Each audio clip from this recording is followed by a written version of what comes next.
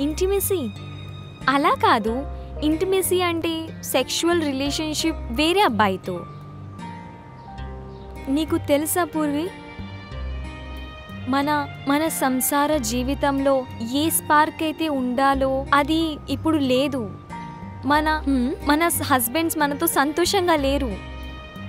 ఇంకా మా మధ్య దూరాలు ఇంకా పెరిగిపోతున్నాయి. నీకు ఒక విషయం తెలుసా రీనా, నువ్వు నీ లైఫ్ నుండి ఈ చక్కెర, ఉప్పు, పప్పు, ఆయిల్ ఇవన్నీ తీసేసి కొంచెం నీ గురించి కూడా ఆలోచించు. ఒక నిమిషం, నీకొకటి చూపిస్తాను. ఏంటి? చూడు, దీన్ని చూడు.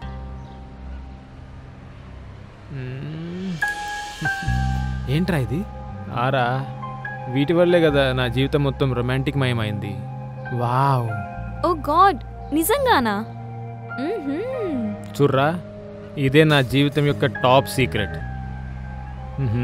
ఇవన్నీ చేస్తున్నా కూడా కానీ ఏమీ అవ్వట్లేదు. చూడరా, ఇంటి నుంచి పారిపోవడం వల్ల ఎటువంటి రీజన్ లేదు.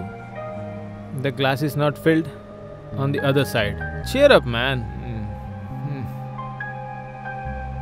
చలో, మరి ఇప్పుడు నేనేం చేయమంటావు చెప్పు. కిచెన్లో నుండి బయటికి రా, సెక్సీ బట్టలు వేసుకో, నిన్ను నువ్వు మార్చుకో, కొంచెం ట్యాంట్రమ్ చూయించు. ఇంకా అదే చెయ్యి, ఏదైతే మీ హస్బెండ్కి నచ్చుతుందో.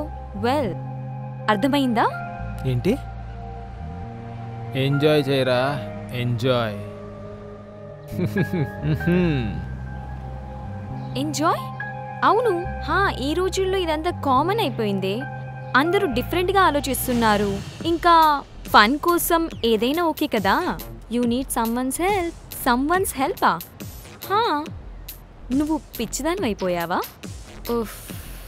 చూడు, ఇది ఇండియా. ఇక్కడ హస్బెండ్ వైఫ్ ఈ రకంగా ఆలోచించరు. అర్థమైందా?